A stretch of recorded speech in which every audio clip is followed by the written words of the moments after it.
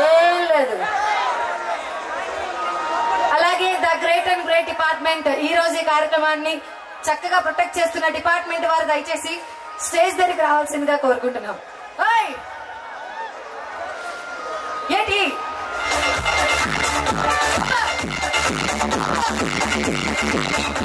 ఎక్కువ ఓపికండి, జాగ్రత్త. అంటే కదిలిపోతాయి కదా కోసాలు.